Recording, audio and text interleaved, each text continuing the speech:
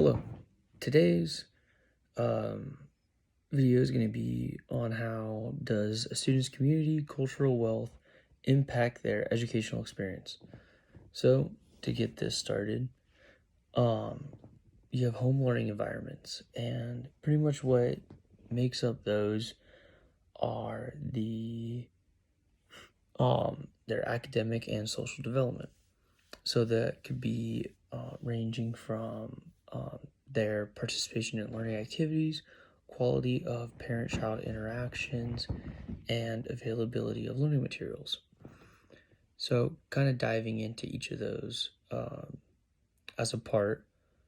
Now with participation in learning activities, you could have learning disabilities, which make it more difficult, say for your child or that student in your class to participate, whether they have ADHD, ADD, maybe dyslexia, dysgraphia, all those other things, all those other factors. And it would affect kind of, the way you teach the lesson or just the activity that they're doing, and maybe make it a little bit more hands-on, or, get up, move around the room, depending on certain students and, their learning, habits and everything like that. And so then moving on to the quality of their parent-child interactions. I'm in the middle of a video. Sorry. Oh man, I can't edit that out. Now, with the quality of the parent-child interactions, there's really nothing you can do,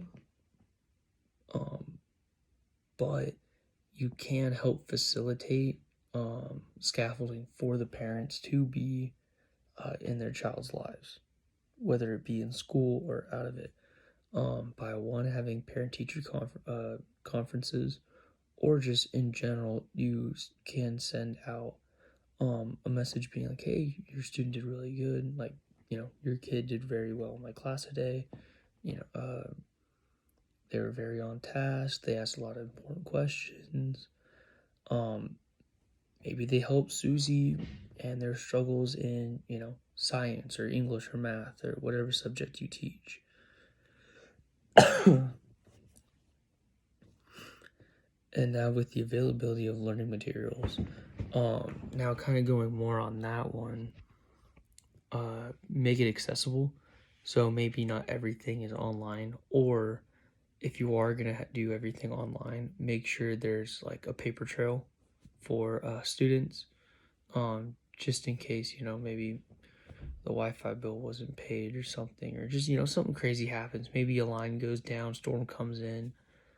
I've had that happen before, and just be very flexible with the students in that, that area, and just make it accessible for them. So like having multiple ways to turn in assignments, multiple ways of, dealing with the material, just as a whole, I think is just a better, well-rounded approach to it. But yeah, kind of going through here, I realized that there is a link between home learning environments and their development. In all honesty, no clue.